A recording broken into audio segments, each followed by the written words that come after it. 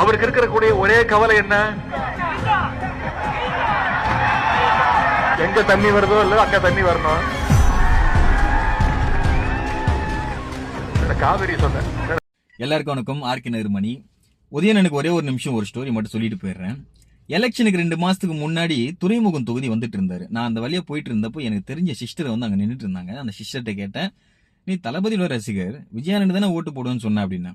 தளபதியோட ரசிகர் தான், விஜயானனுக்கு தான் நான் ஓட்டு போடுவேன். ஆனா சினிமால அண்ணன் வந்து கொஞ்சம் பாக்குறதுக்கு டிசென்டா இருப்பாரு உதயண்ணன், அதனால கொஞ்சம் பர்சனலா பிடிக்கும் அப்படின்னு சொன்னோன்னு, சரி ஓகே அது அவங்க பர்சனல் அப்படின்னு சொல்லிட்டு நானும் போயிட்டேன். இன்னைக்கு புரிஞ்சிருக்கும்னு நினைக்கிறேன்.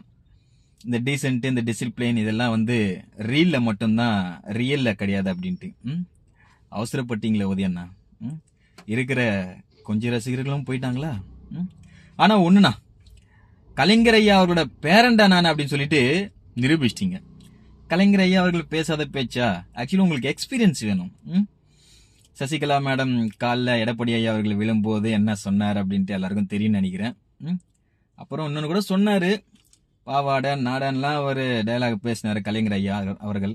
உங்களுக்கு இன்னும் எக்ஸ்பீரியன்ஸ் வேணும். சரிங்களா? ஆனால் அப்புறம் வாங்கிட்டு வாய்க்கு வந்தபடி பேசுறவங்க நாங்கள் கிடையாதுண்ணே. வரலாறை உருவாக்கணும் அப்படின்னு நாங்கள் பேசிட்டு இருக்கோம். நாளைக்கு சட்டசபையில் நடக்க போற சம்பவத்தை நினைச்சு பார்த்தாலே கதி கலங்குது. உதயண்ணா இப்படி பேசிட்டாரு அப்படின்னு சொல்லிட்டு எதிர்ப்பா பேசுற எனக்கே கதி கலங்குது அப்படின்னாக்கா பேசினவருக்கு என்ன கதி கலங்கும்?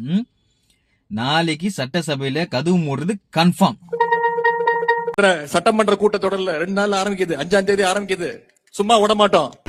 வெயிட் பண்றோம். நான் நேர்ல வரேன்டா.